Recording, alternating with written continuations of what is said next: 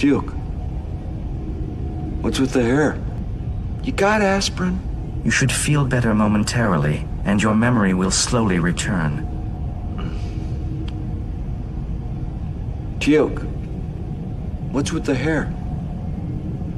The specific...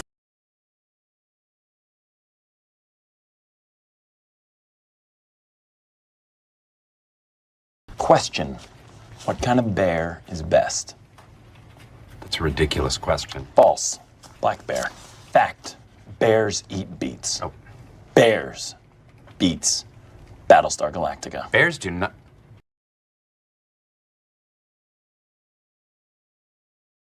Yeah, Bob. You remember Bob, the guy that's gonna launch a nuclear attack? You got any more abuse you want to hurl my way? Or are you ready to go in here and take care of Bob?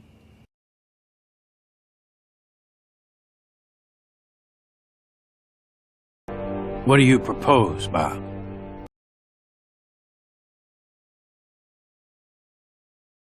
When in doubt, C4.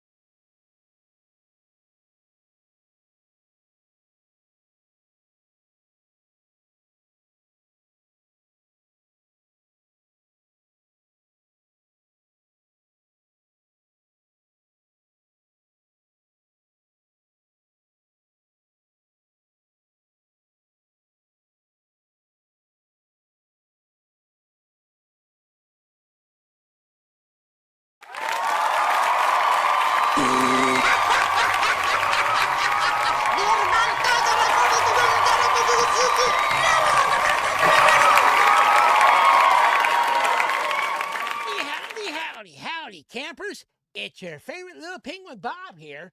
And sorry about that. I had to go grab some iced coffee real quick. As you know, gotta stay hydrated. Happy World Turtle Day. Hi, Tracy. I didn't know today was World Turtle Day. Well, that'll just keep you shell-shocked, won't it?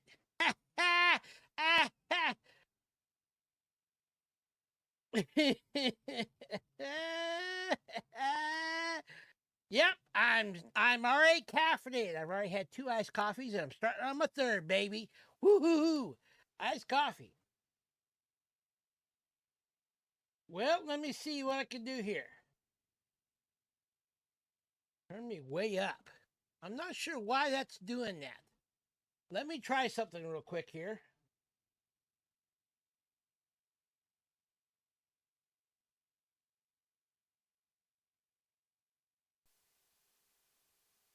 How about now? Is it any better?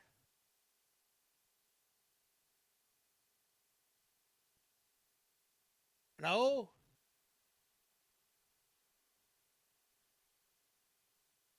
I always have audio issues. I'm talking. Can't you hear me yapping? Why is this? I don't know why I always have audio issues, but I do.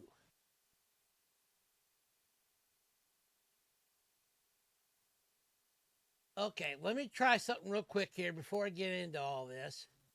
Let me try one more thing here.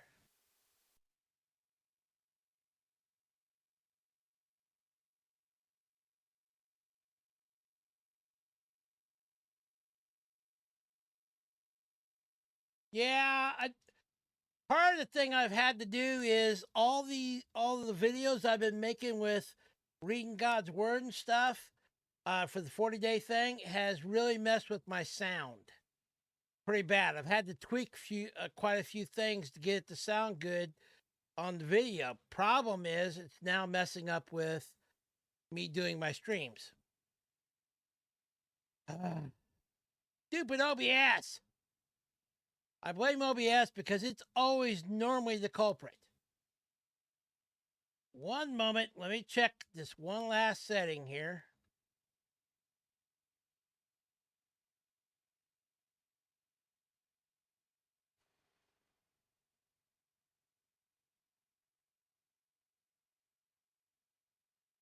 Is that any better? Am I louder now? Can you hear me? Can you hear me all the way back in the rows? Ah!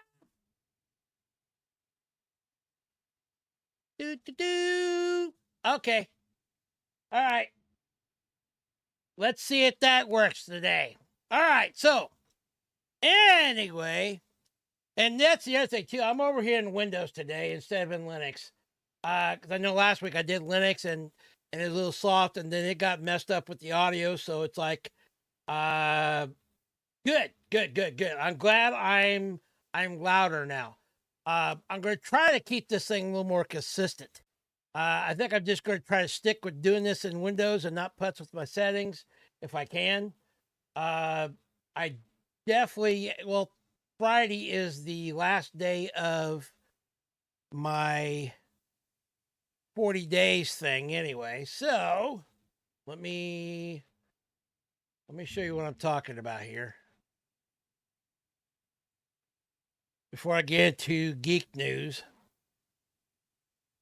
I've been doing a thing on my YouTube channel for the last 40 days. I've been reading through the New Testament.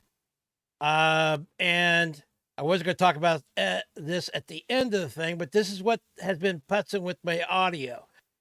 Today is day 39, and tomorrow is day 40. It'll be the end of it, and I can stop putzing around with my audio and try to hopefully leave it locked the way it is so I don't have problems. Because that's part of the problem of why my audio has been inconsistent the last couple of weeks.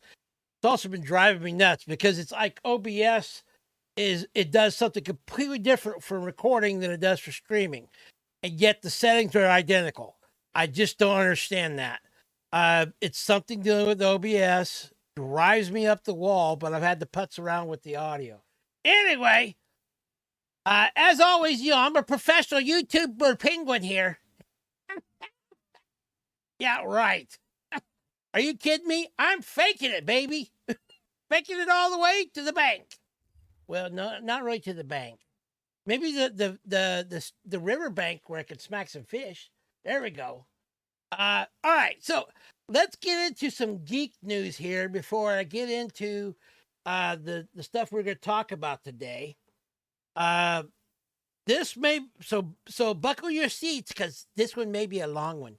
We may be teetering on close to 3 hours on this one, baby. So strap down, get your iced coffee ready, and let's get to it, shall we?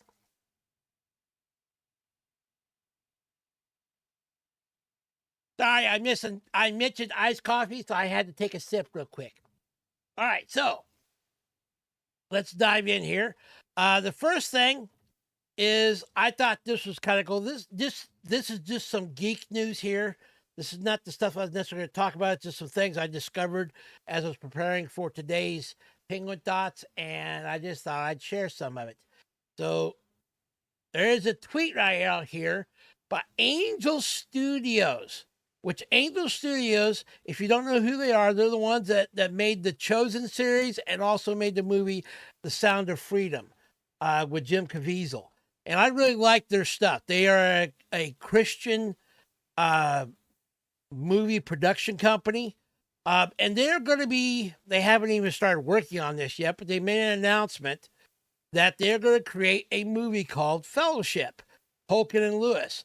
And what it is it tells the story of friend C.S. Lewis, who, if you don't know who that is, he's normally associated with the Chronicles of Narnia, but he's also done other things and stuff. He's wrote a lot of books. Same way with J.R.R. Tolkien, who is known for The Lord of the Rings. And they write their, basically it tells the story of these two friends as they write their classic novels. This film offers a peek into the minds behind the classics like The Lord of the Rings and the Chronicles of Narnia, which both, if you did not know, have Christian symbolism and undertones in them, especially Chronicles of Narnia. It's really, really plain to see. Spoiler, if you don't know, Aslan, it represents Jesus Christ. He's not Jesus, but in the story of Chronicles of Narnia, he's an allegory for Jesus. Anyway, so I'm kind of looking forward to this. I thought it'd be kind of cool. I found the article over on Geeks and Gamers. It says, there has been certainly no shortage of news regarding Tolkien. Yeah, I don't want to get into all the stuff about all the things that have been happening lately with Tolkien's material and stuff. It's like Warner Brothers is going to start making like a Search for Gollum movie. And then there's also, of course, The Rings of Power, which don't get me started on that stuff. That abomination. Nevertheless, I just thought it was kind of cool that all of a sudden we are going to be doing, we're going to be seeing here that kind of give a background and the friendship between, Tolkien and Lewis and who they actually were as men, Christian men, and what they actually believed and so forth. I thought it's kind of cool and I want to see that. Some more geek news. Star Trek. I'm not holding out my breath on this, but at least the Paramount is thinking about bringing in the producer, Simon Kinberg, who did the X-Men movies, to possibly do a Trek movie. Of course, who knows? Because Paramount Pictures, last I checked, was still in the process of being acquired by Skydance. Tracy says, I wonder if they took source material from the books of the Inklings, which was about them and their literary club. Yeah, you can, if you look right here, it says in this article, I didn't read this whole article, but you can find this up on geeksandgamers.com and read about it if you really want to. I didn't include the geek news links in the description. I just included the stuff I was talking about today.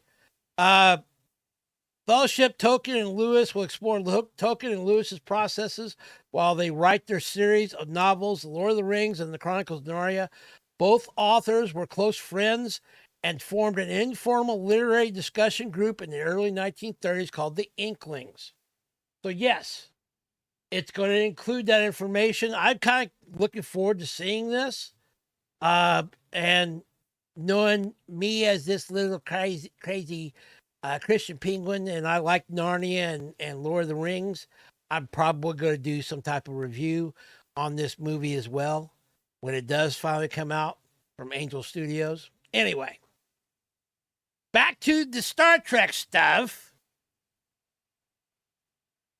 I am not sure if this is going to be a good thing or not, because It sounds like that it is going to be a, I don't know. I'm really tired of reboots and relaunches. But it should be interesting to see with everything how it falls out with Paramount Pictures, and Paramount Plus and so forth going to Skydance and what happens in the state of Trek.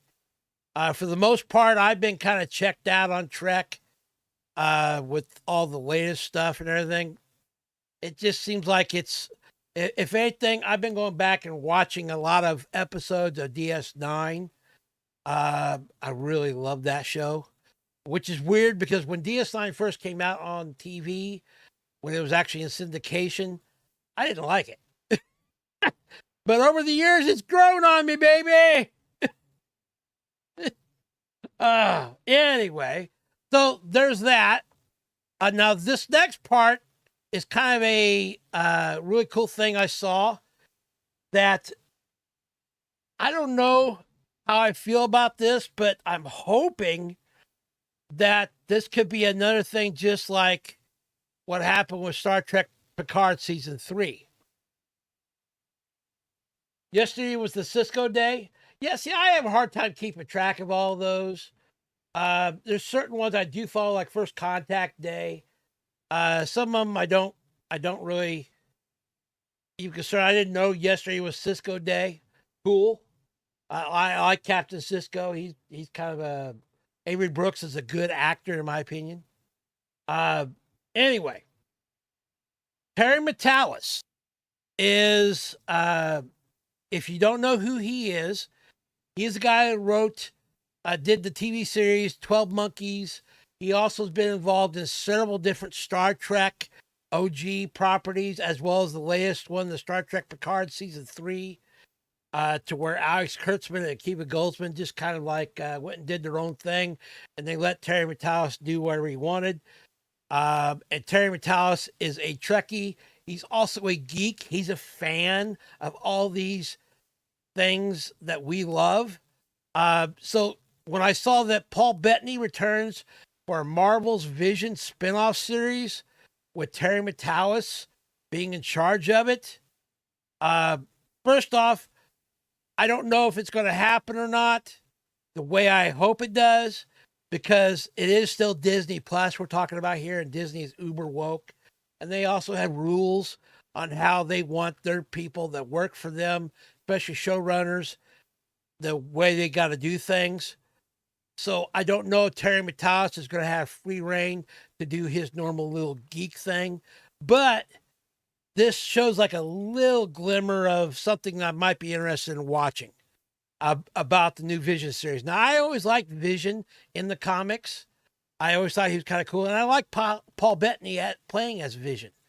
I actually liked him as the voice of Jarvis. He was always kind of cool sounding. Nevertheless, this I thought was kind of interesting. That it says that Marvel Studios is gearing up to delve deeper into the narrative of Vision, the character brought to life by Paul Bettany, and obviously really fleshed out in WandaVision. And WandaVision wasn't that bad; it was okay, but nevertheless, I don't have a lot of hope with a lot of the stuff that's been going on. Although Vision, led by showrunner Terry Matalas from Star Trek Picard fame, if he is given free reign, like he was with Star Trek Picard Season 3, this could actually be a Disney Plus series that I really might like. And who knows, maybe finally Marvel is getting tired of losing money and they're trying to course correct. Who knows? It's still, I'm not holding my breath because it's Disney. The House of Mouse has lost their mind. They're woke as all get out. They are always pushing their agenda and their narrative. So I got mixed emotions. I like the thought of Terry Matalas coming in and taking this on, but at the same time, Disney. So who knows? Nevertheless, that might actually be kind of interesting to see. So let's get into the stuff that we were going to talk about here today. The first one is we got more awesome woke stuff in gaming. Now, last week I talked about Assassin's Creed Shadows and this character Yasuke. I don't know if I'm pronouncing that correctly or not. Nevertheless, he is. I talked about this, that he's not really a black samurai. He was never given the title of samurai. And this was the first Ubisoft Assassin's Creed game that they actually decided to try to put somebody in, an actual real historical figure, which in my opinion is kind of stupid, but then they're also rewriting history. And even more so, now they're claiming that Neo and Yusuke, who are the two main characters in this new game that's supposed to be coming out in November, are now gay. Isn't that great? Why does that matter? In my opinion, you're talking about feudal Japan and samurais and assassins like ninjas and stuff. Why does it matter in a video game someone's sexual identity? I just don't understand that. It's once again the wokeness and the identity politics and all this stuff is trying to find its way in every single facet of our lives, not just in movies and TV shows, in politics, but it's also in, it's been trying to get a foothold in gaming. Not doing so well in gaming because this game has already been ratioed to out the wazoo. And needless to say, the gaming community, which more power to the gamers, aren't going for this junk. And I agree 100%. And to that end, guess what? Nintendo. Now, this is not, in my opinion, Nintendo from Japan. This is Nintendo of America. And that's the difference. I think Nintendo in Japan is not a woke company. Nintendo themselves is not a woke company. Now, Nintendo of America is woke. And that is kind of like the Nintendo branch in America, basically. And of course, culturally, wokeism does not suit too well in Japanese culture. Who believes in very much being not necessarily conservative, but more traditional type values and morals and honor. They're huge on honor. And once again, it's just Nintendo of America is trying to please to the woke mob, who I doubt, to be honest with you, that they even really play games. They're just looking to push their narrative a little bit further. Push the dead horse down the road. Anyway, so the new game Paper Mario, The 1,000-Year Door, says a character is into being transgender. Now, the thing that really bothers me about this is I don't think Nintendo from Japan is necessarily pushing this. But at the same time, Nintendo tends to not really, they just kind of let this stuff go. So Nintendo America is probably going to get away with pushing this narrative, which I don't agree with. But for example, if you go to Nintendo of America's website, you can clearly see they are woke. Big time.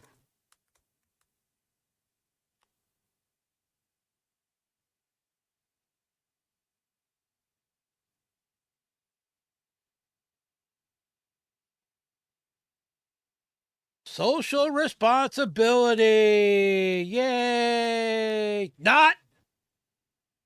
This is their identity politics, the wokeness and stuff. It really is. Their code of business conduct. I don't know if that's got anything listed in that or not, but nevertheless, I've talked about them before in the past and how they are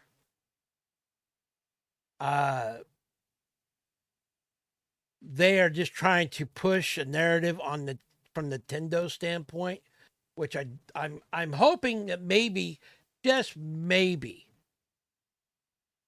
Nintendo Japan might step up and say, hey, you guys got to cut this stuff out.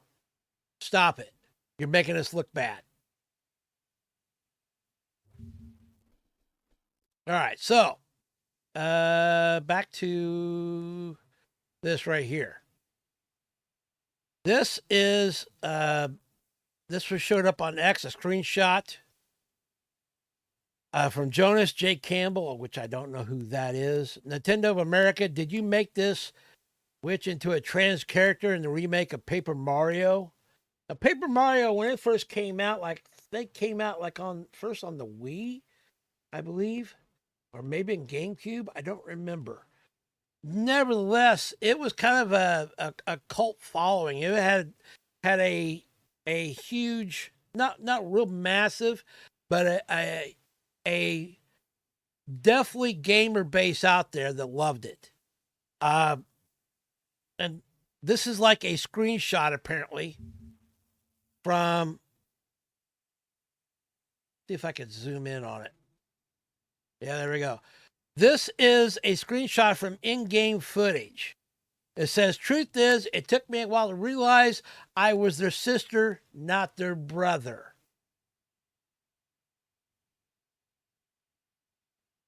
It's this stuff is predictable nowadays. It's like it's everywhere. And it's like somebody's always trying to push this same blasted kicking the can down the road thing. I'd like to think that we're eventually going to come to an end of this sometime soon, but I don't know. It still feels like sometimes that you're just getting started. It really does. Let's see here.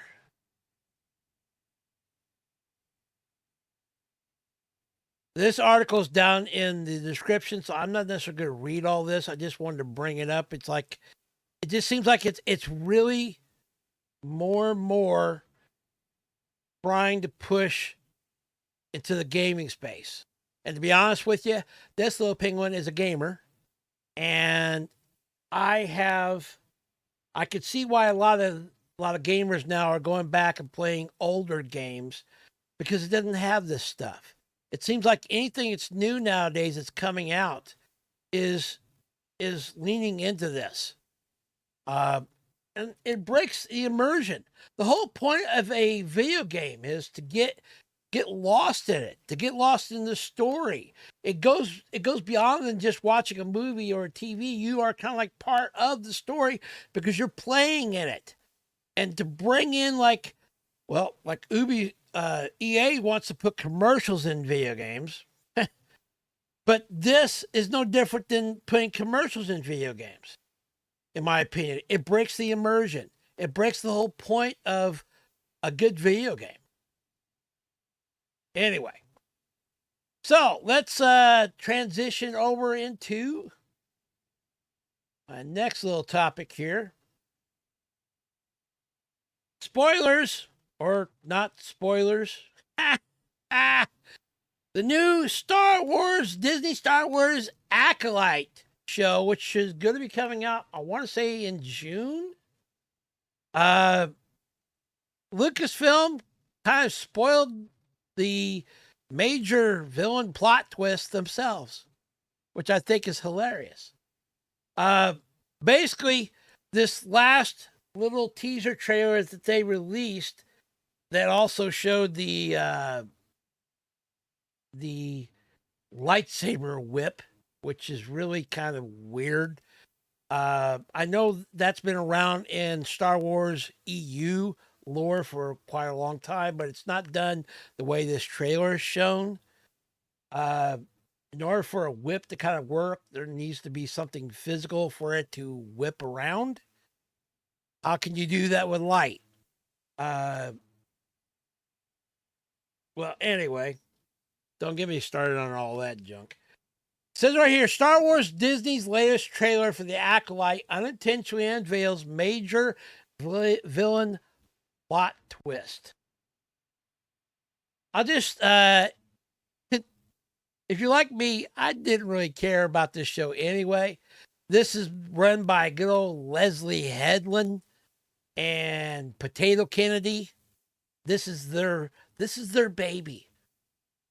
This is the one that's going to, quote, in their mind, save Star Wars and make the Force female forever. Anyway. The upcoming Star Wars series, The Acolyte. Let me zoom in on this. Might be inadvertently sabotaging itself ahead of its premiere. While providing exclusive glimpses of the show's epic scenes, the latest trailer footage unintentionally revealed one of its major twists.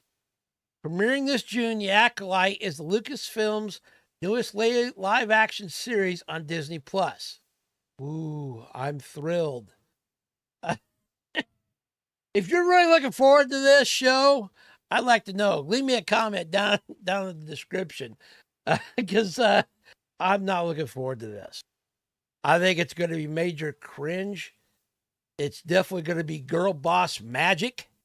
I don't know. I don't think it's going to be good. But anyway, the show centers on a Jedi Master who reunites with his former apprentice while probing a string of crimes in the High Republic era. Earlier teasers have mostly hinted at the enigmatic antagonist. Both the show's newest trailer might have revealed the villain's identity prematurely. That is the person that's supposed to be playing, get this, not just one, but two parts in the show. Because guess what? Spoilers! The thing that Lucasfilm themselves ruined about the major plot twist, evil twins.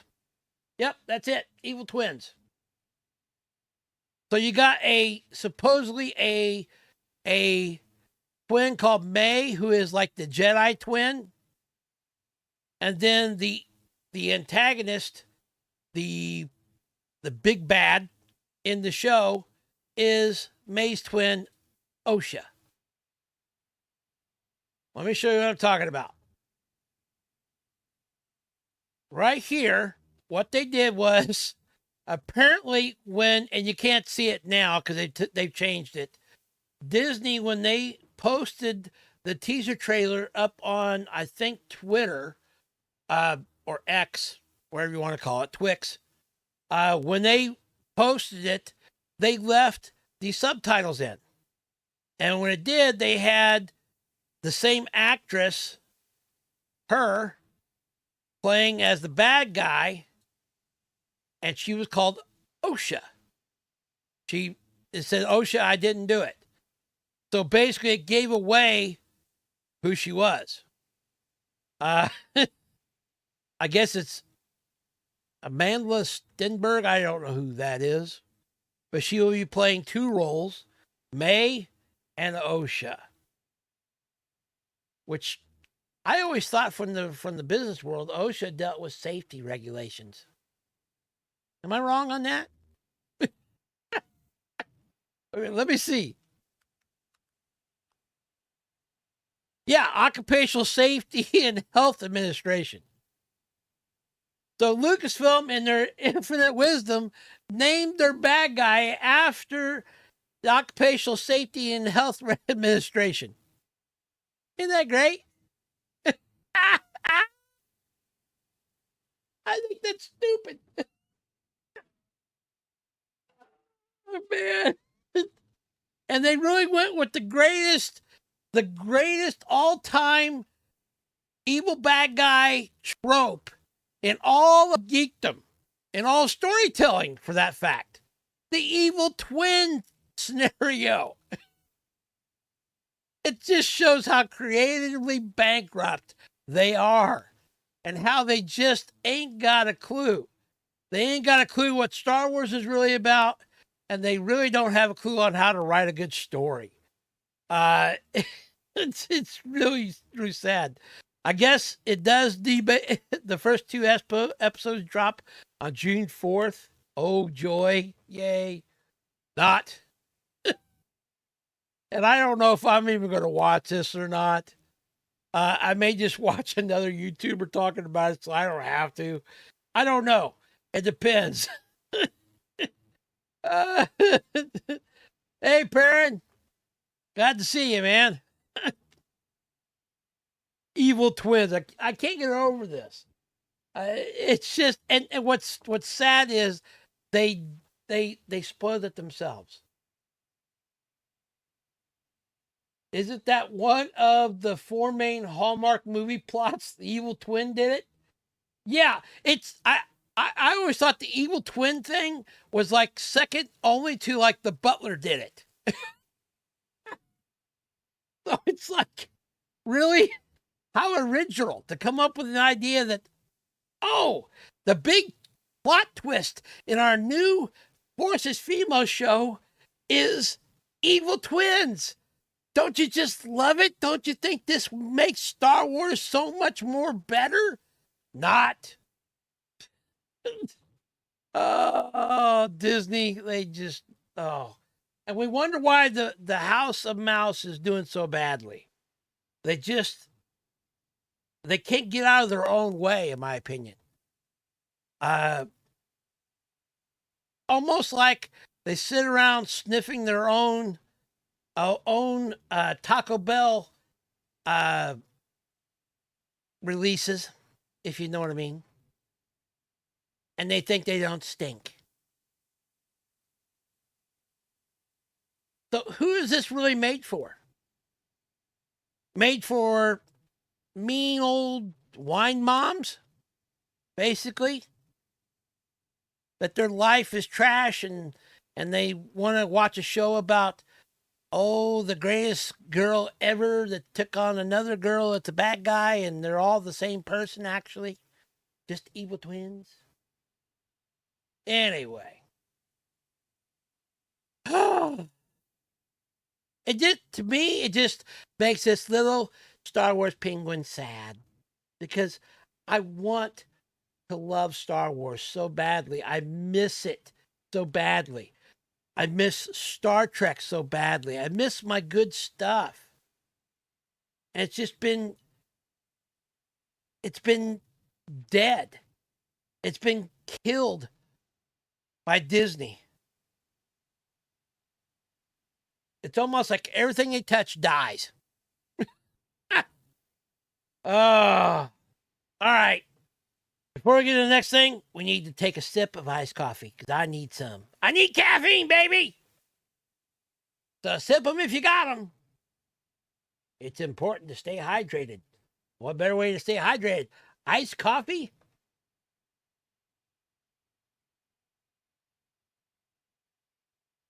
Yeah, and that's why, Perrin, if you see me, I agree 100%. I love Star Wars, but I hate Disney Star Wars. When I call Star Wars now, I don't refer to it as Star Wars. That's dead naming it. Star Wars, in my opinion, is dead. It died the very minute The Force Awakens came out. And believe it or not, I didn't really mind The Force Awakens. But when The Last Jedi came out, that just really killed it for me. And I have not liked it really since. I mean, there's been moments I like. There's been some parts like The Mandalorian I care for, but there's also this little trope of baby Grogu has been kind of like, I like seeing him grow up to be a teenager, like what they did with Groot, you know? A teenage Grogu having major authority issues.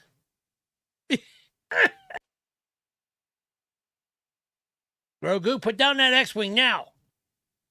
Don't make me put you in forced timeout. Take that lightsaber away. Anyway, boy, man, I went on a rant there, didn't I? So let's get into the part that may take us the rest of today. And this is kind of a something I saw on John Cooper's Cooper Stuff podcast, and he talked about it, and I feel like this is something that needs to be brought up and talked about. The thing called Christian nationalism. And I'll be honest with you, sometimes trying to find out really what Christian nationalism is makes this little penguin's brain hurt. And I've done some research, and I've tried to look into some of this and tried to kind of pinpoint exactly what it is. And there's not necessarily one thing in particular that really what defines what Christian nationalism is. But in my opinion, this is not something that's good. It's not something that I feel like Christians should be getting into. And we're going to watch part of Cooper stuff here in a little bit, because I agree with things that John Cooper from Skillet. If you don't know who that is, I am a Christian hard-rocking penguin, and my favorite band is Skillet. Why I like Cooper stuff. John Cooper is the lead singer and bassist of the band Skillet. I'm a panhead. And I'm wearing a Skillet hat. Anyway, I like his podcast, and I tend to agree with a lot of things he says. That reminds me, I still need to get his latest book, which I haven't got, The Wimpy, Weak, and Woke.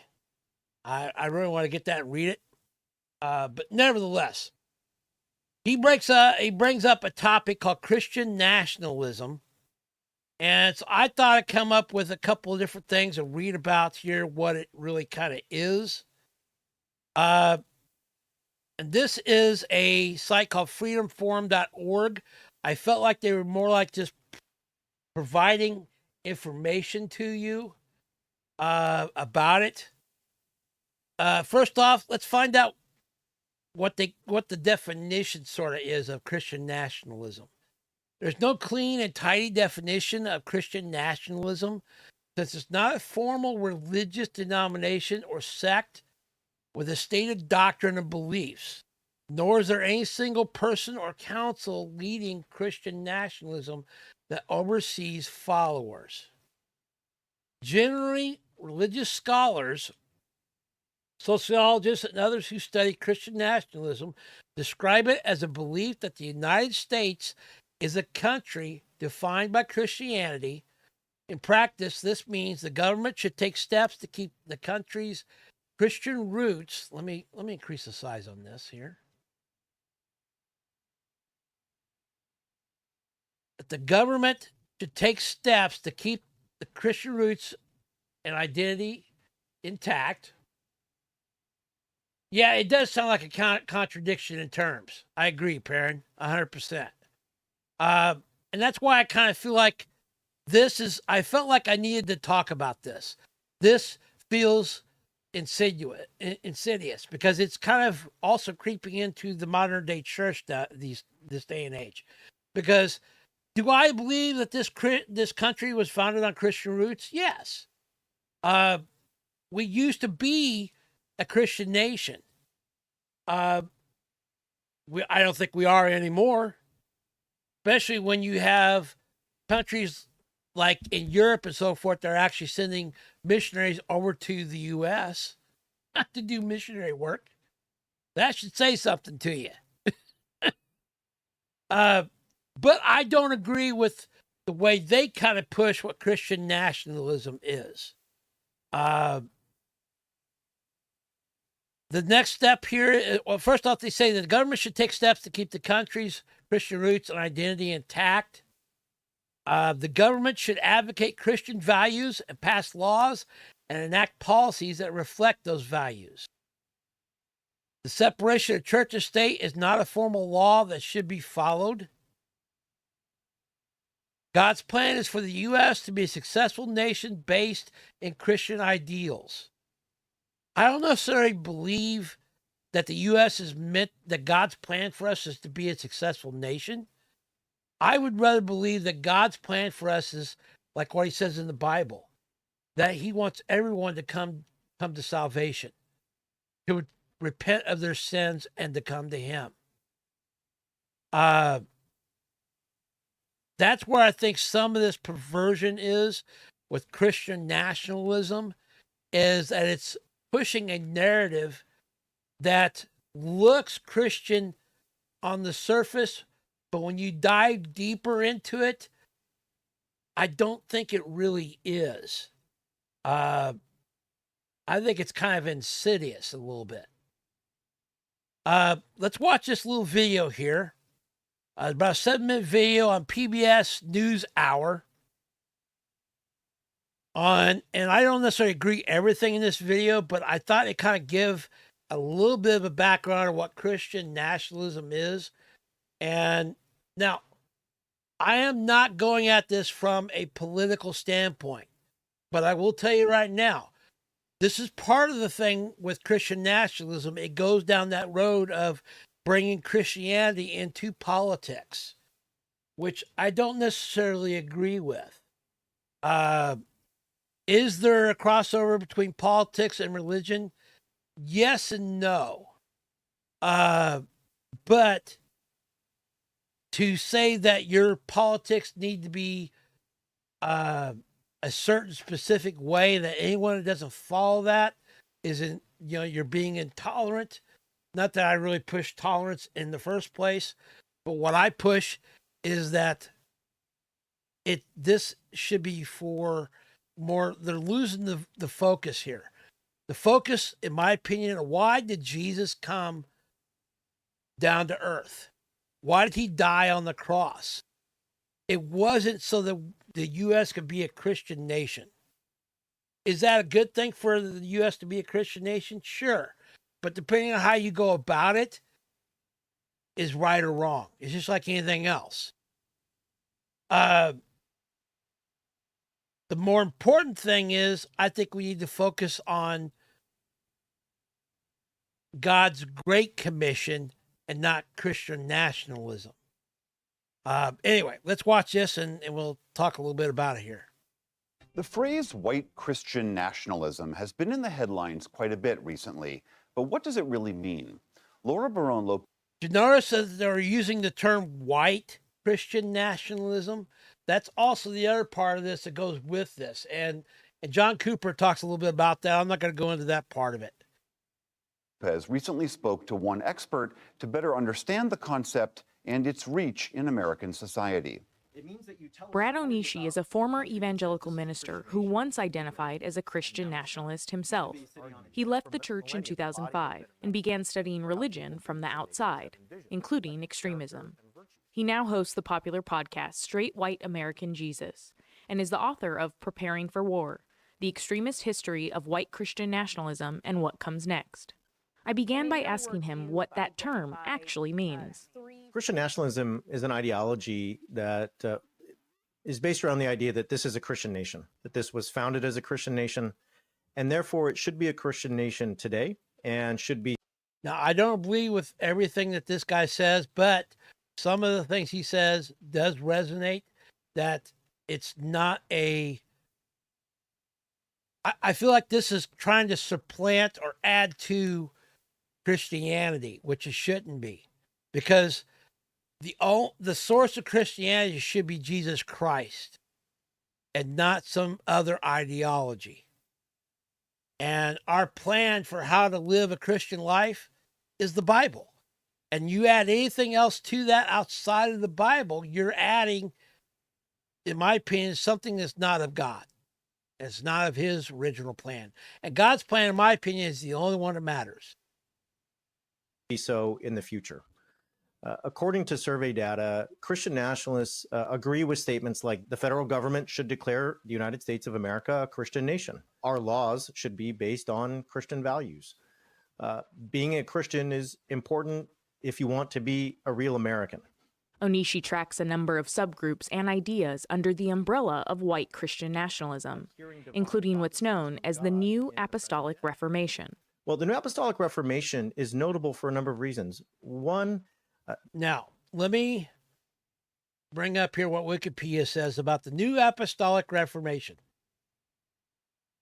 They're throwing out a lot of these terms, and some of them are kind of really it's like the I don't know if you've ever heard the story of the wolf who was so thirsty. And yes, I know, Isa, you should Tracy, you should like this story, sort of. It's an analogy I've used in messages before, but it's also one I heard from a preacher once. There's this wolf that he was so thirsty, and he came across this block of ice. But in the block of ice, there was this knife frozen inside the ice. But the wolf was so thirsty, he started licking that ice. And the more he licked, the more he melted the ice, and the more and more he got closer to that knife being exposed, to the point to where he just kept on licking, and eventually that knife became exposed, and he was cutting his tongue while he was trying to quench his thirst. I feel like the New Apostolic Reformation and Christian nationalism is kind of like that knife that's hidden in that ice. That it's an undertone that's trying to weasel its way in and get a foothold into solid biblical Christian values, and trying to, for lack of a better word, Christian radicalize Christians to embrace this new ideology. And the New Apostolic Reformation is a theological belief and movement that combines elements of Pentecostalism, evangelicalism, and the Seven Mountain Mandate to advocate for spiritual warfare to bring about Christian dominion over all aspects of society and end or weaken the separation of church and state. Now, see, here's the part, one of the parts I have a problem with here. That it's not our church, it's not the Christians, it's not the church's responsibility to bring about Christian dominion. Because guess what? Newsflash for you, that's already going to happen when Jesus Christ comes down for the millennial 1,000-year reign. At the end of the great white throne of judgment. Right before the great white throne of judgment. Yes, I just got through reading a bunch about Revelation in my 40 days of reading the Bible thing. But nevertheless, that is a job that Jesus is supposed to do. It's like the same thing of, well, you're trying to bring someone to Christ and get them saved. We don't get them saved. That's not our responsibility. It's not our job. Our job is just to be like one beggar leading another beggar to the food line. That's it. We're just supposed to tell other people about Jesus and show the love of God that and show what Jesus has done in our lives, in our hearts, in our heart change. The rest of the stuff is the Holy Spirit and Jesus' responsibility. That's why I feel like this is kind of insidious. It is, like what Perrin was saying, a contradiction in terms here. It's a new way of wrapping something to try to make it, oh, look, I'm a Christian nationalist. This is what we need to be doing. And a lot of this stuff you may not have a problem with for being as a Christian, because you actually might think, well, isn't that a good thing to bring our nation back to Christian values? Yes. But the way you go about that is the part we're talking about here. It's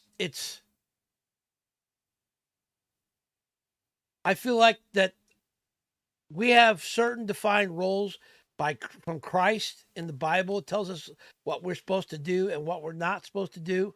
And some things we're not supposed to do is we're not supposed to lord over our beliefs on somebody else.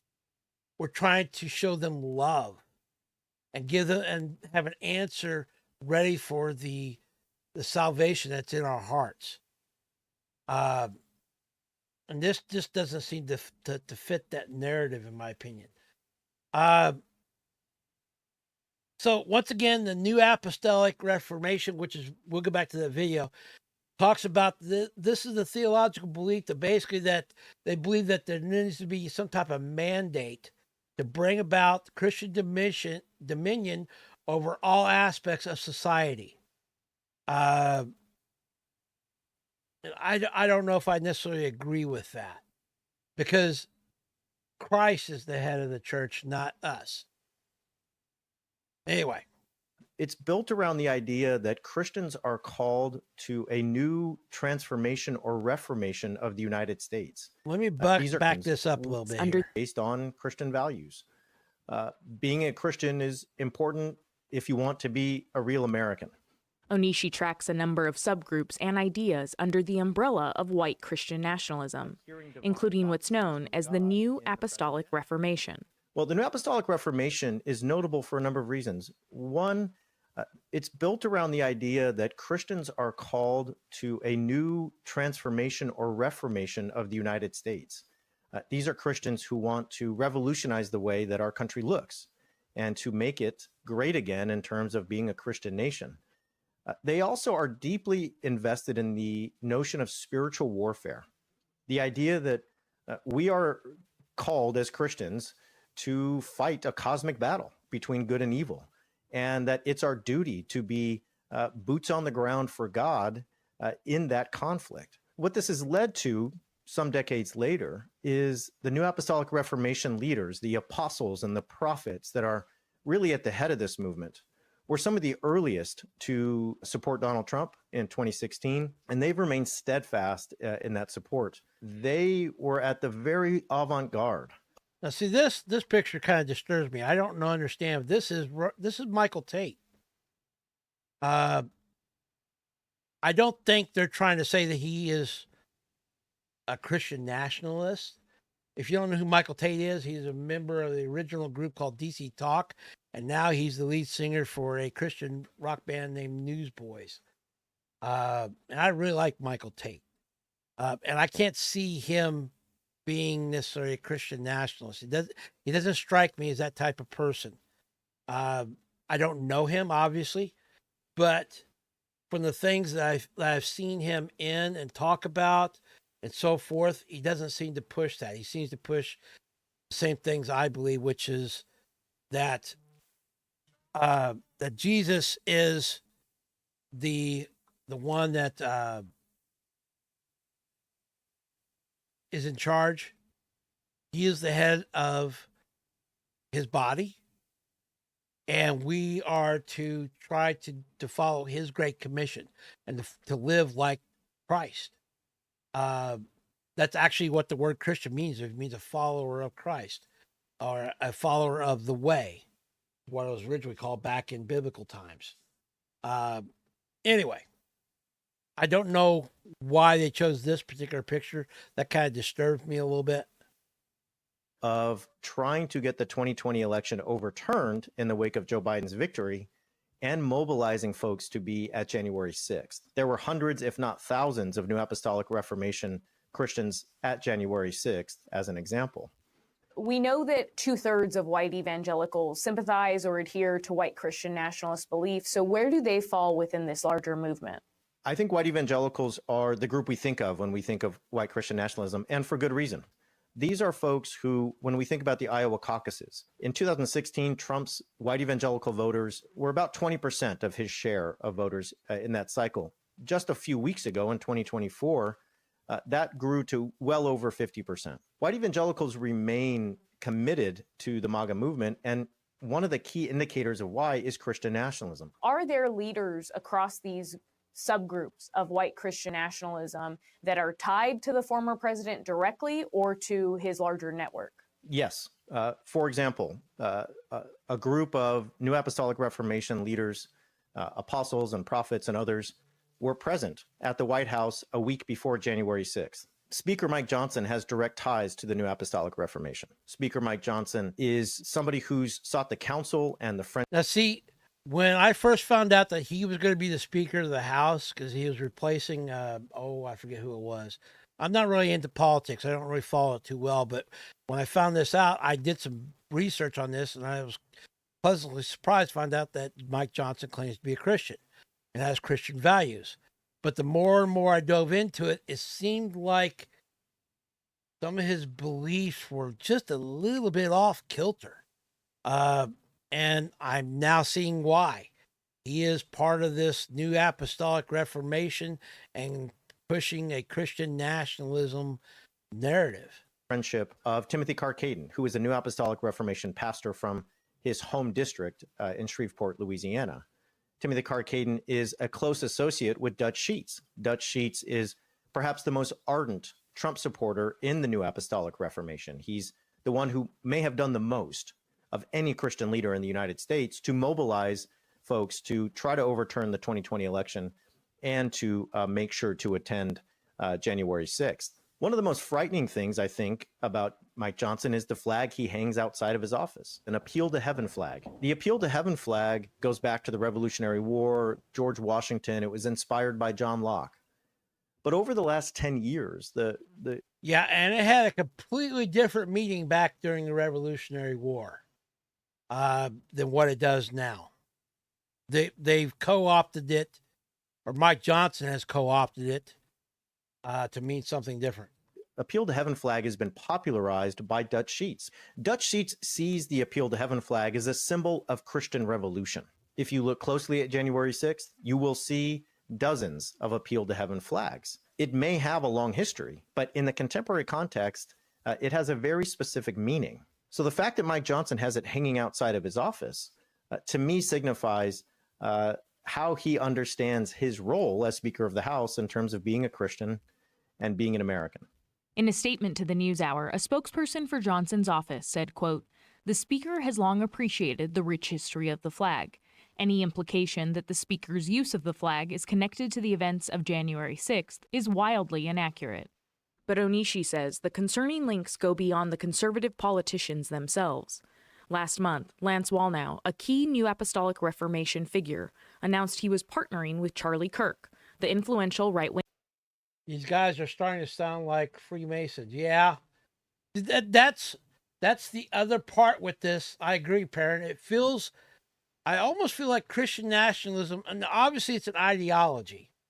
I almost feel like, though, it is like what you're saying there about Masons, that it's a cult. It sounds just enough to sound like Christianity with a twist. Which I don't know about you, but anybody know of a Bible character that is notorious for twisting the plans and things of God? I wonder.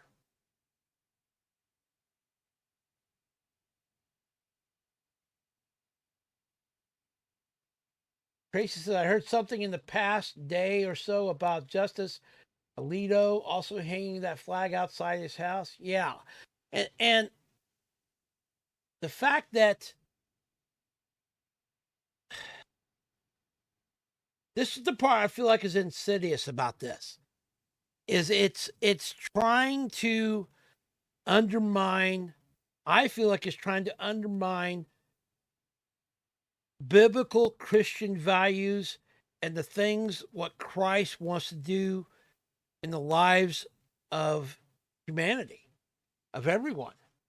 And instead, it's trying to make, in my opinion, it's trying to make Christianity kind of fit into a pseudo-political, ideological agenda. And it just feels weird. That's why I said it's why when researching this, it kind of makes your brain hurt, because there's some things you read about it and follow along with it, and you go, wait a minute. I believe in the Bible. I believe in Jesus. I believe that we need to hold true to Christian values and be moral. But not to the same extent or the direction they want to take it. So I don't know. And I don't know, it just feels weird. It just it doesn't ring true, if that makes sense. And this flag thing, I didn't even know about this until I saw this video. And it's like, really? I mean, I knew about that flag back. There's been several different flags in the Revolutionary War and Civil War and things like that meant certain things. But this is going a completely different direction with the meaning of that flag and abusing its history.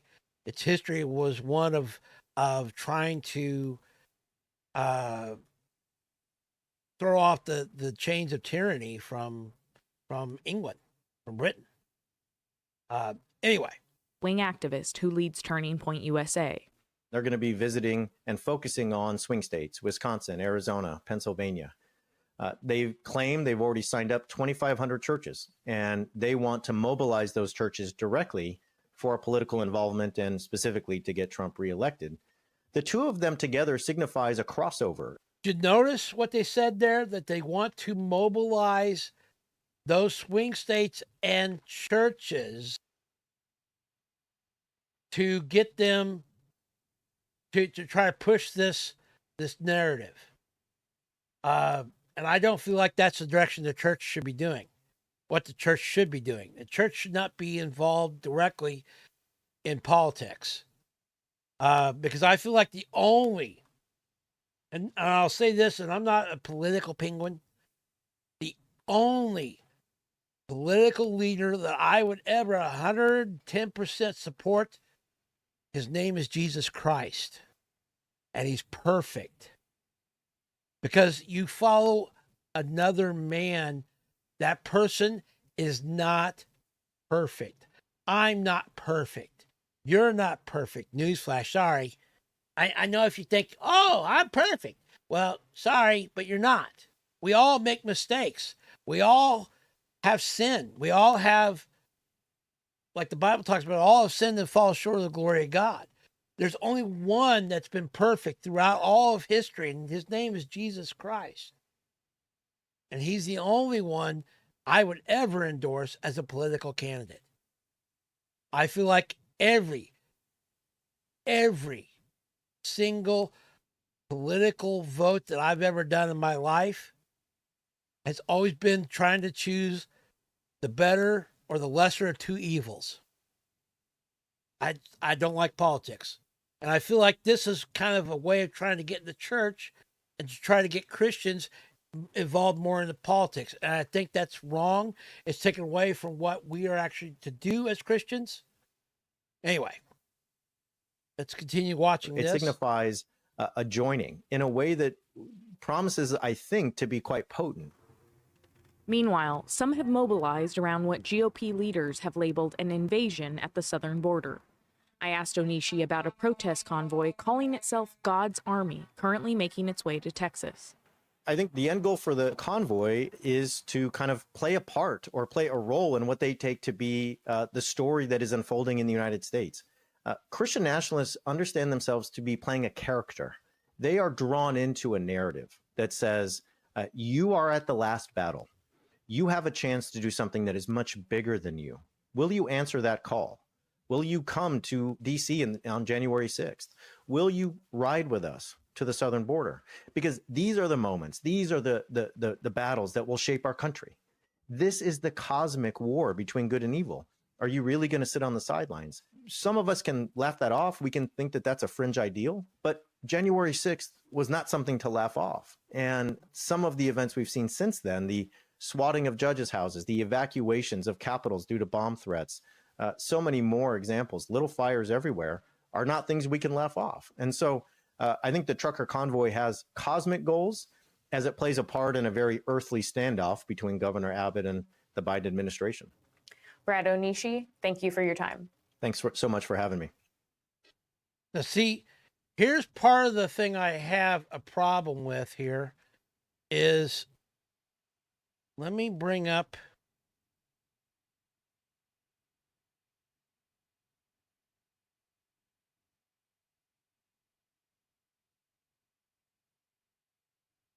Let me bring up my thing here. I feel like this is the definitive answer where we need to go to. This is found in Ephesians. It's in the Bible. Ephesians chapter 6. And it says right here, like it's starting in verse 12. For we are, let me highlight this.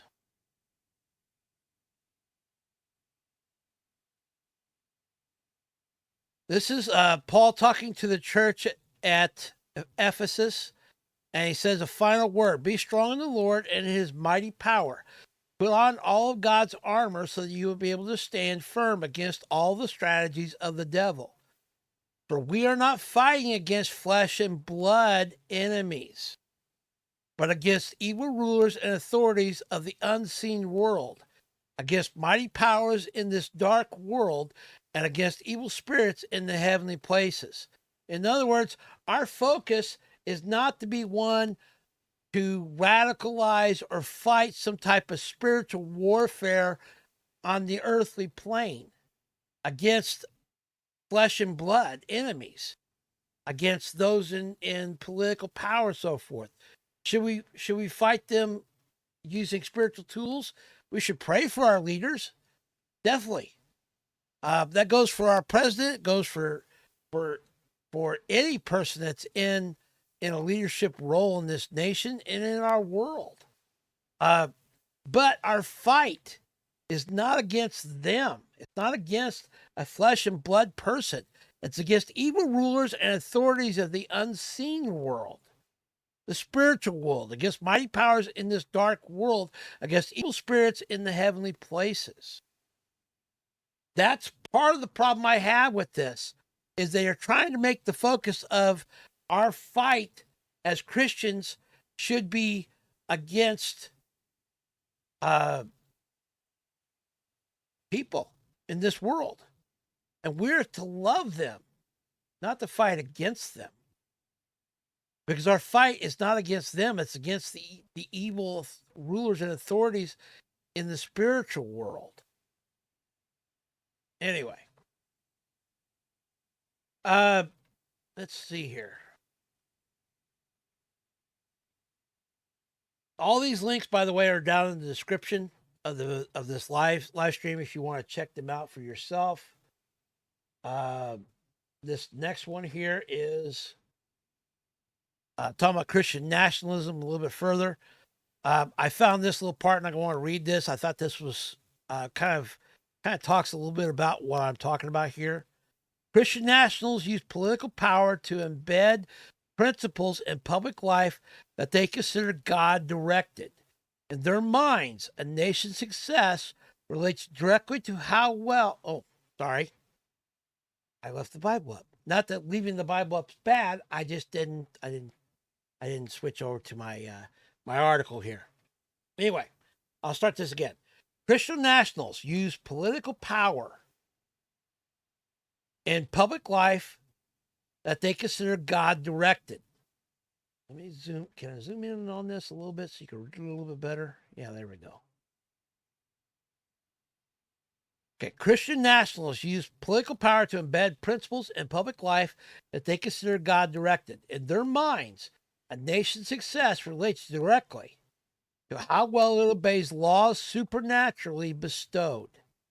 They manufacture culture wars. Certain God smiles on their efforts.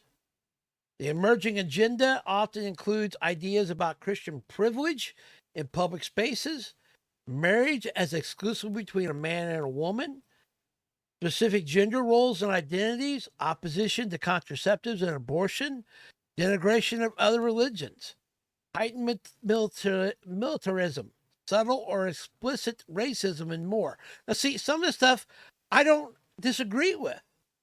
Like marriage exclusively was planned by God between a man and a woman.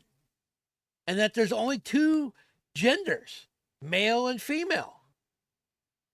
But they're trying to take this to the next level. And this is what makes it, in my opinion, kind of insidious. Many nationalists rewrite history to support their sacrosanct strategies in the present. Just like, for example, that flag we saw. In doing so, they overstate the role Christianity played in yesteryear and call society today to return to its roots. When critics point out that this history included discrimination against people of color, had little to no role for women in public leadership, oppressed and destroyed native peoples, privileged the wealthy over the middle class and poor, undermined the legitimacy of queer people, and so on, nationalists are not deterred. Some doubled down, calling for a revival of what led to such injustices.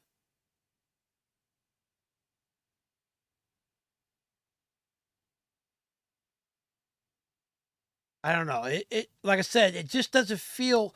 It feels like this is why I think it's so insidious. It's so, for lack of a better word, evilly clever, if that makes sense. Because as a Christian, I believe in Christian morals and Christian values and the Bible and the values that are pushed out in God's word in the Bible. I live my life like that. I like to try to be a penguin of integrity, a penguin of honor. And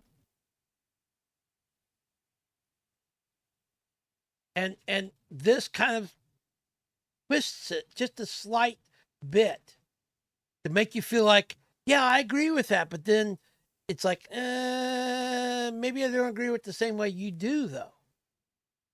So let's get in here to watching. We're going to watch not all of this. You can watch the whole full episode of Cooper stuff with John Cooper, the lead singer and bassist of Skillet. And he actually he's been really busy on tour, I think. The band has, because he's not had a lot of, in the last month or so, I've not seen any of his podcasts recently, and things have been kind of busy. I know I think he's got a kid that's getting married, so forth, and plus being on tour and everything. Nevertheless, he talks a little bit about this. So let's just watch what he says about Christian nationalism, and let's get into it. So that stuff ain't flying anymore. But guess what? There's a new, what do you call it? White supremacy. The new white supremacy is what? Christian nationalism. You have got to watch this clip. I've been telling you guys this for 2 years. And this is the clearest it's ever been said. You got to hear this on MSNBC. This is not some rando podcast. It's not some radical leftist. This is on MSNBC, all right? You've got to watch this clip. You get to listen to what this person is saying. She is saying Christianity is different than Christian nationalism. And she says Christian nationalists, these people are so dangerous. They actually believe, wait for it, they actually believe that their rights don't come from the government. They actually believe their rights come from God. These people are crazy. These people are extreme. How many times have I said it on this podcast? The Christian nationalism thing. Yes, there's a small amount of people who are actual Christian nationalists saying things that I absolutely disagree with. A very, very small amount. Yes, there are some actual white supremacists like KKK types and crazy people who are actual racists who actually don't want anybody in this country that doesn't have their color skin, okay? Yes, there's a small amount of people. Now, see, this is one thing that I'm not sure I 100% agree with. I think it's not necessarily just a small amount of people. I think Christian nationalism is trying to weasel its way in, and I think it's growing. But it's not still 100% mainstream, but I do believe that it is something we need to be concerned about as Christians. And I do agree with him on that. They don't have massive influence, all right? The GOP is not looking to those people. That's not a thing. The Christian church is not looking to those people.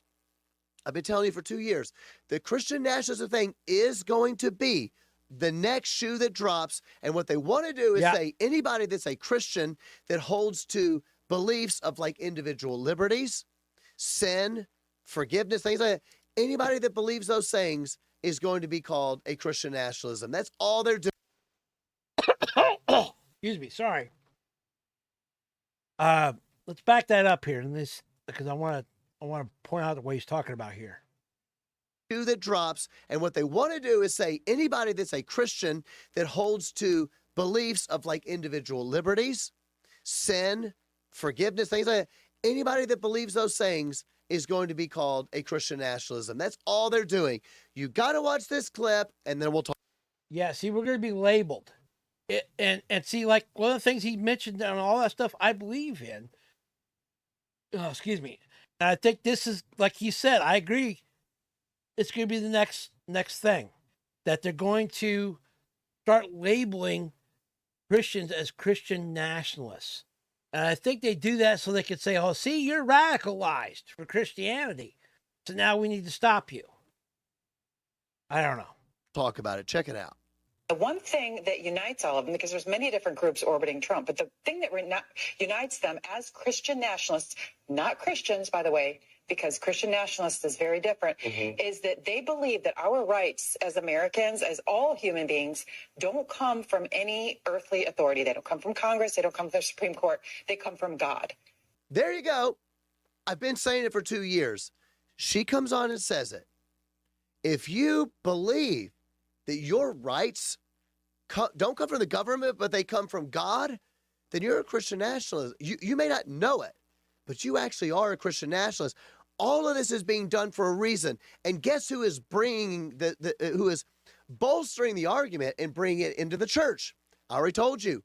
Russell Moore, David French, Rick Warren, the very same people who told you if you don't get the vax, that you're not following the commands of Christ.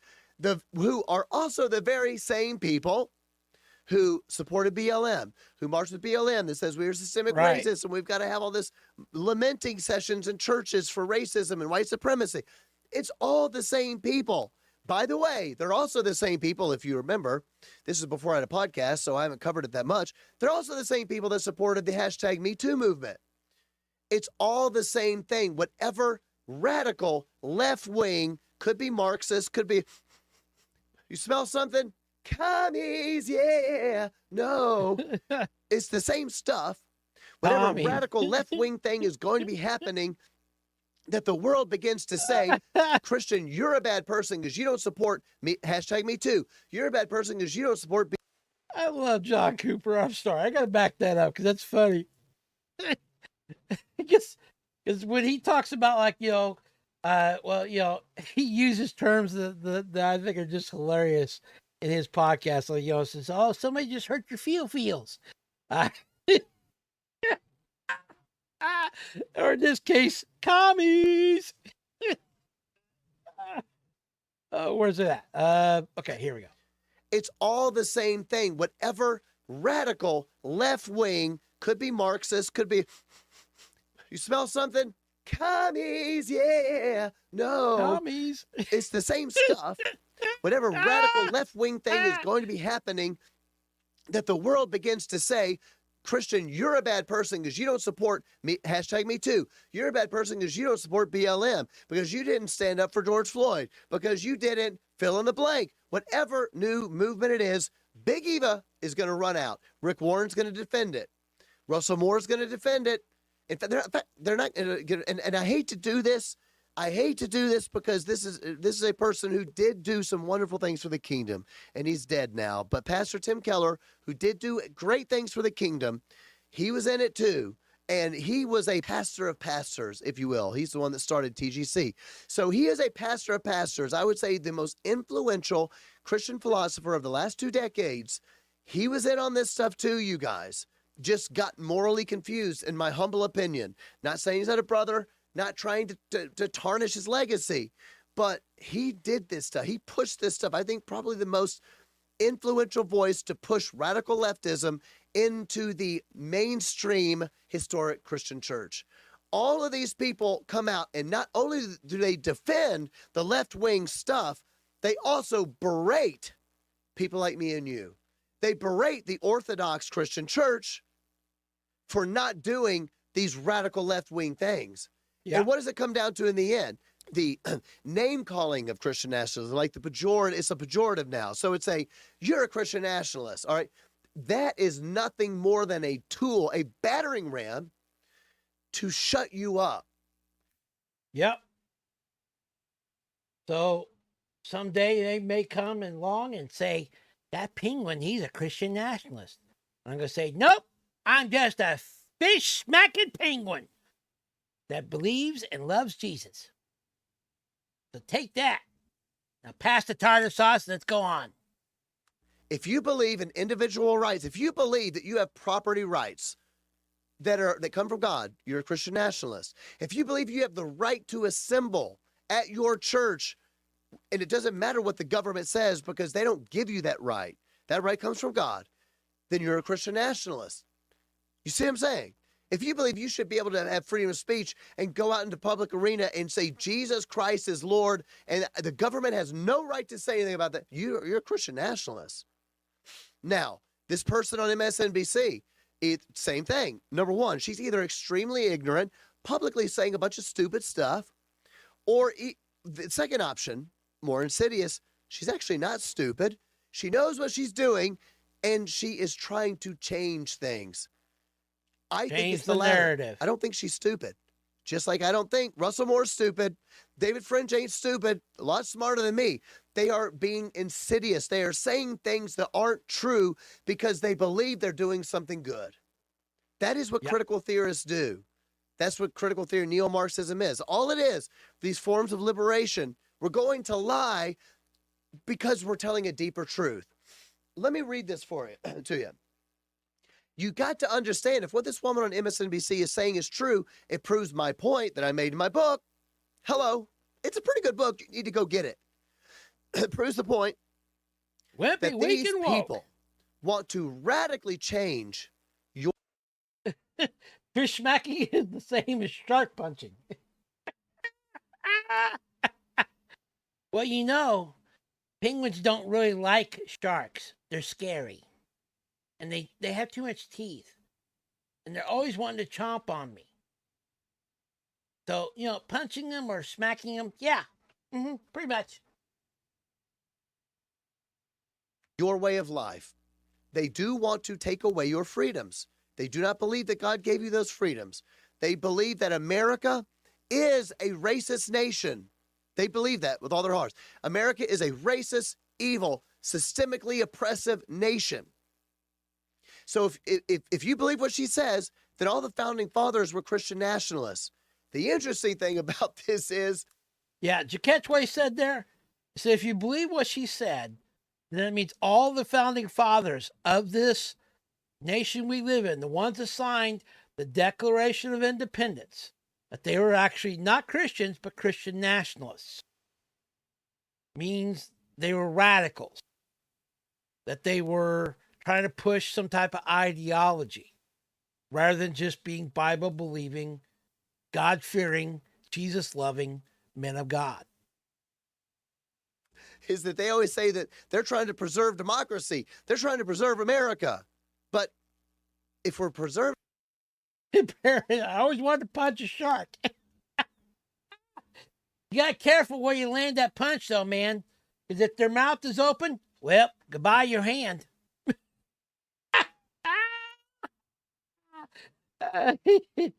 Supposedly, though, you ever watch some of those shark shows, like on Discovery or something?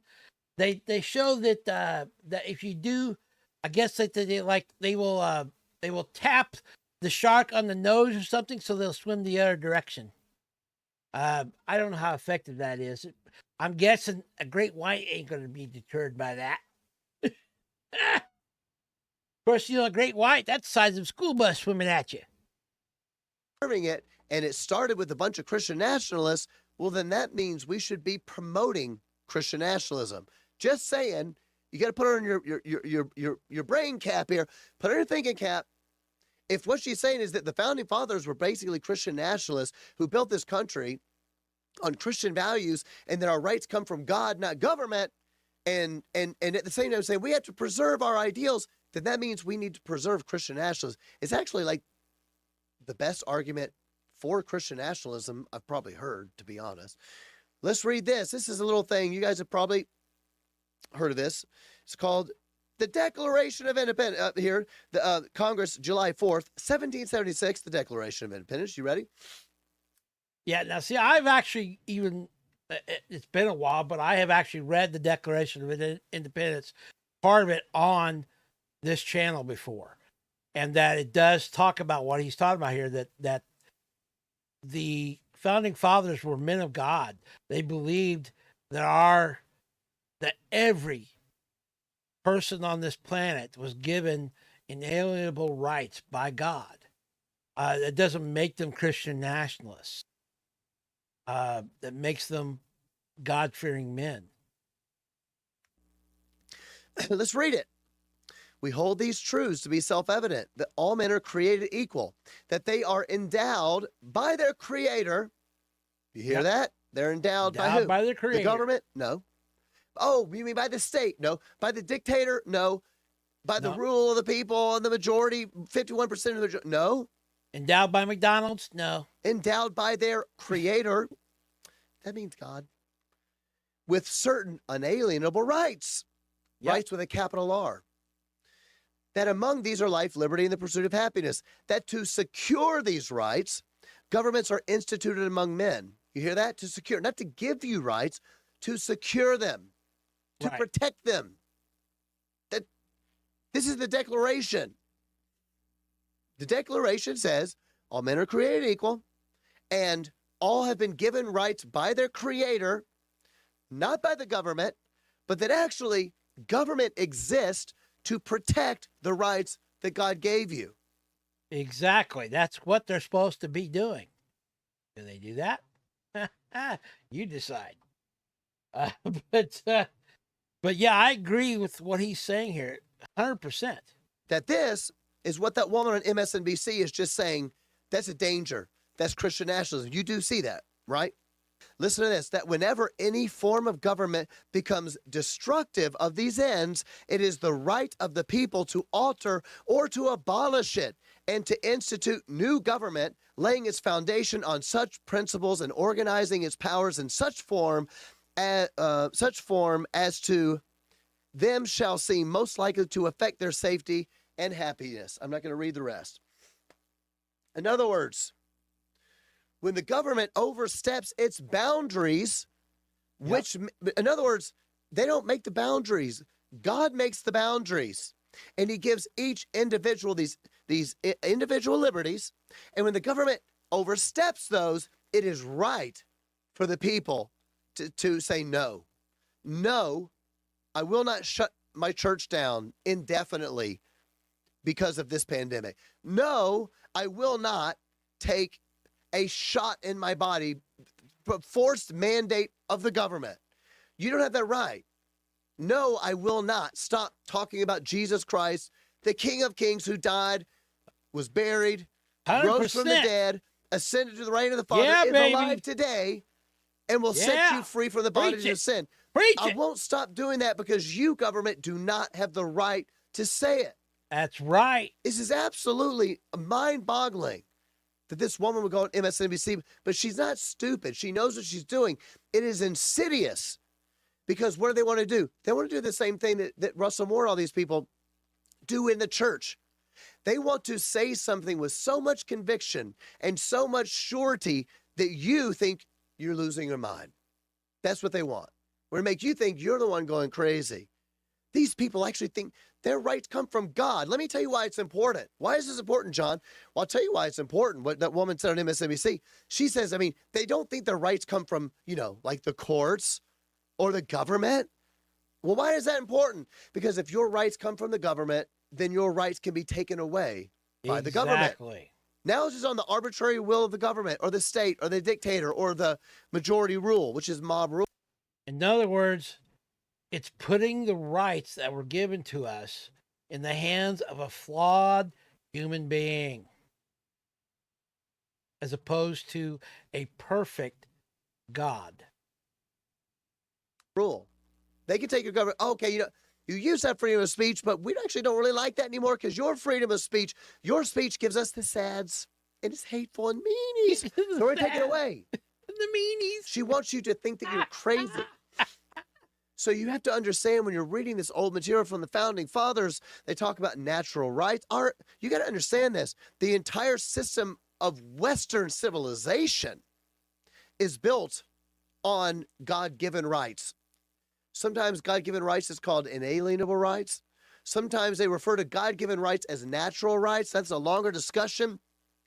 But sometimes if you read the old literature, it will say something like, given to us by nature and nature's God, or nature's creator. It's another way to say God. But what they're trying to do is find a reasonable or a rational way to explain these things that it's just natural. In other words, it goes along with the created order. They were presupposing that there is a God that is sort of looked at as a great architect, a great architect that built the world with rules and regulations, and he built the world in such a way that the world is actually rational. Like maybe there was actually a design plan in mind when God created everything. Shocker! He knew what he was doing, still does. And that's why those rights. This is the part that's so. I agree with what he's saying here. It's so insidious because it's taking something that is inherently a Christian value and putting a different label on it and trying to radicalize it or trying to change its meaning. And it actually makes some sense. So a man and a woman come together and they have sexual intercourse, and that's how you procreate.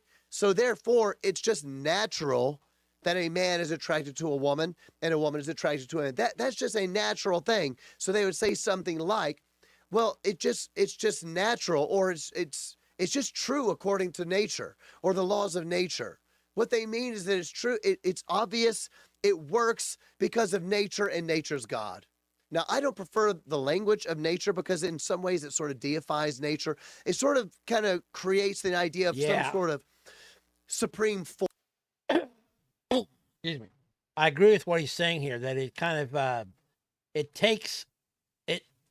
replacing God with the term nature, or like, that's why I've never really cared for the term Mother Nature, because it's just another way of trying to ignore the real origin of things, to not acknowledge God.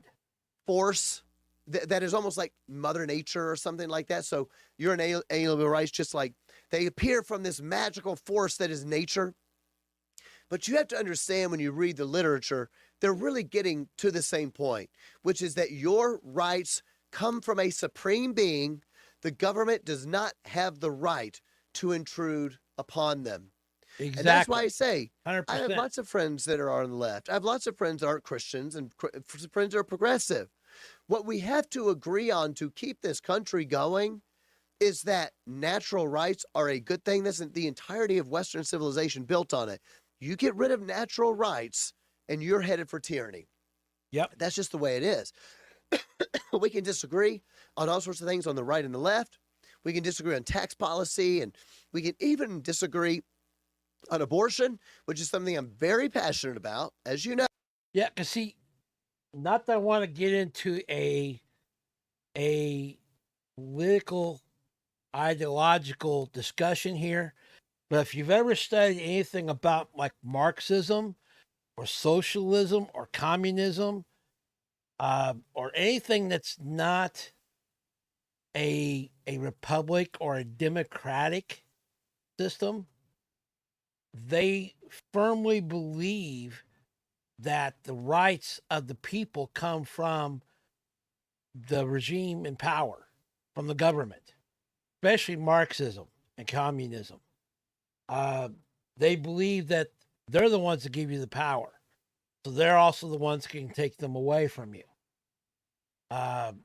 That's where it's different from Western civilization, from this nation, America, that we are founded on biblical truth, that we're founded on the fact that God's the one that gives all of us, everyone on this planet, certain inalienable rights. And they can't be taken away except for by God. Oh, sure, man's going to try, because the good old corrupt man, all they want is power and seize control and not acknowledge the true power, which is Christ. Anyway. No, but we can disagree on it, and we keep arguing that. And actually, I think that God-given rights is a great argument for that, even to my non-Christian friends, because my non-Christian friends do believe in, they wouldn't call it God-given rights, but they believe in the principle. So they would prefer to call it natural rights, but it's the same principle. In other words, they pre-exist government. Government is there to secure them. Government protects those rights. Government doesn't give you the right to own property. The government says that's already a right of yours, and we're going to protect it so that your next door neighbor doesn't come and steal it. I'm protecting what is already your individual right. Well, they like that. They like that right. My non-Christian friends, they like that right. So if I can convince them that those are good, those pre-exist government, and they are true for every single individual, then maybe I can convince them that that should be for the unborn as well. The point is, if they go so far progressive that they no longer believe in inalienable rights, then we're headed to the destruction of Western civilization, which is what that woman in that video wants. Why am I saying all these things? Because the church has got to get shrewd. We've got to get shrewd. Are you ready to get shrewd this year? Are you ready to have prudence? Are you ready to open up the Bible, ask God, give me wisdom so I can understand the times? And if I understand the times, then I can speak what God's moral law requires. We have too many Christian leaders they don't even, I don't even know if they even believe in the moral law any longer, to tell you the truth. They believe in it on paper, but they don't believe in it on practice. Yeah, there's so many out there. Too many preachers not willing to do that. Too many Big Eva types. That's why I'm a firm believer in this little penguin is that if there's anything you hear me say or anything I'm pushing, don't take my word for it. Find out for yourself, especially if I'm telling you this is from the Bible, from God's word. I want you to go find out for yourself. Do the research yourself. I'm not like someone from mainstream media that they expect you just to swallow what they're shoving. I'm someone that believes that you need to think for yourself. You got a brain that was given to you by God, and you don't need some little silly fish-slapping penguin telling you exactly how to think. These are called penguin's thoughts, not penguin's thoughts for you to have thoughts with. I'm just sharing my thoughts, what I'm thinking. That's it. That's all this is about. And I'm not trying to make you think the way I think. So Tracy says, when I was growing up, our church had a saying, keep your preacher honest. Bring your Bible to church. In other words, read it for yourself. Exactly. I believe that 100%.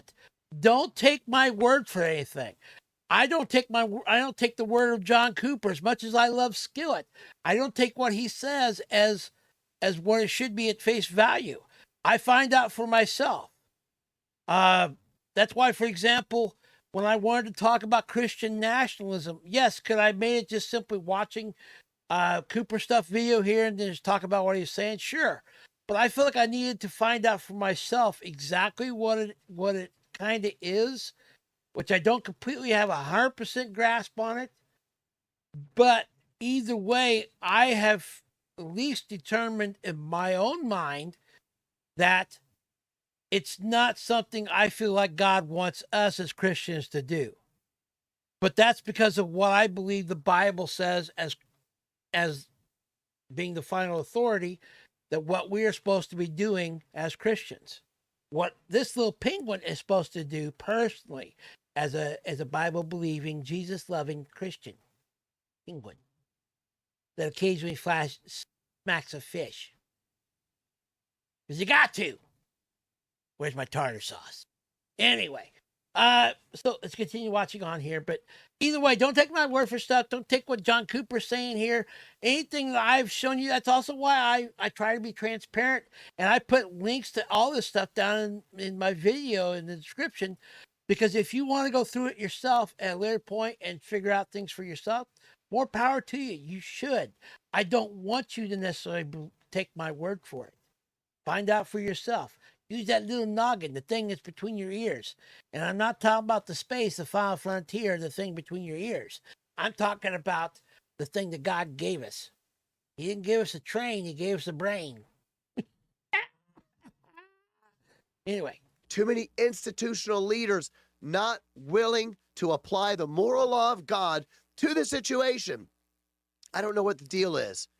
So when you hear these people, Big Eva, come in and start saying, you're not obeying the commands of God, you don't get the shot, you're not obeying the commands of God, you got to scream about whiteness and white supremacy, you're not obeying the commands of God, you got to speak out against Christian nationalism. You have to have the eyes to see what is going on. All this happening is the destruction of Western civilization, which, as I said in my book, is actually aimed at destroying Christianity, because that's what's at the foundation. Exactly. Don't let them. Exactly. Happy 200th episode. Have a great week. Okay. Anyway, there you go. There you have it. That is what Christian nationalism. I know that's a little brainy for Penguin Thoughts, but I have had this thing on my brain since that episode aired 2 months ago. And I've been really wanting to find a way to talk about it.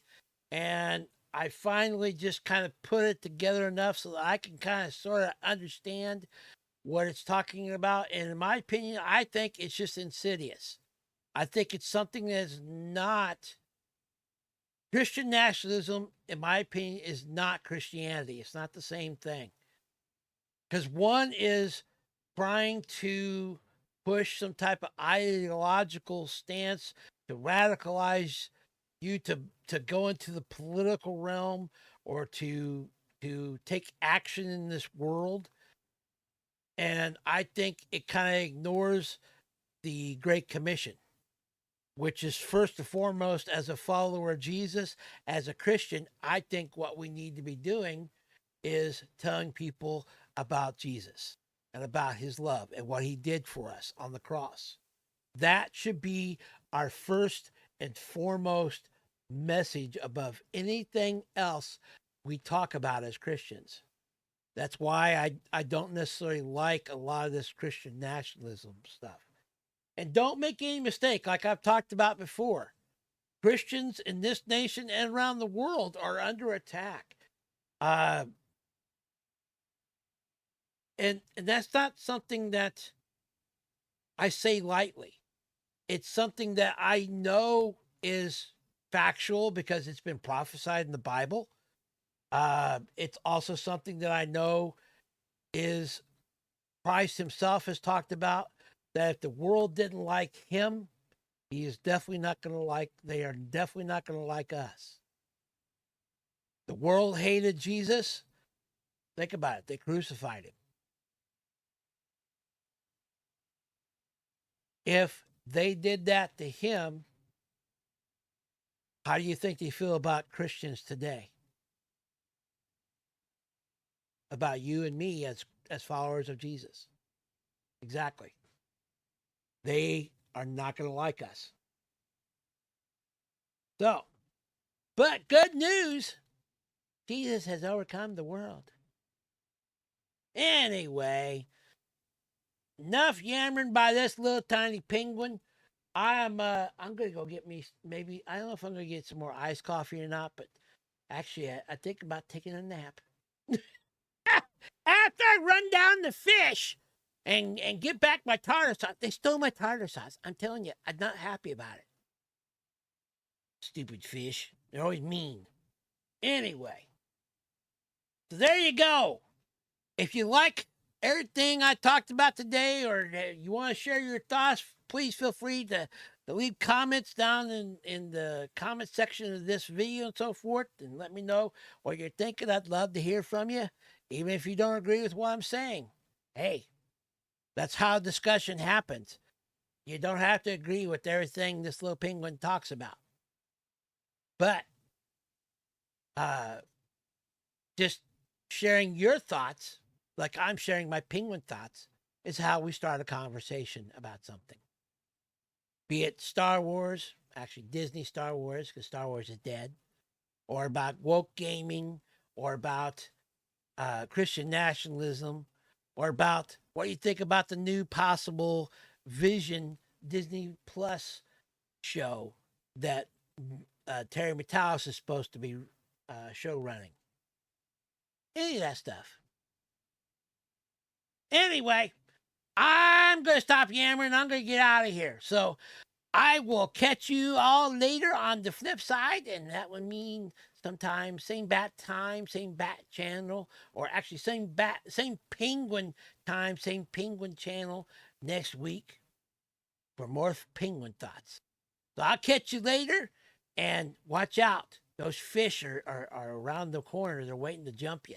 I'm telling you, they don't want your money. They want your tartar sauce. So be prepared. Later, peeps. Peace out.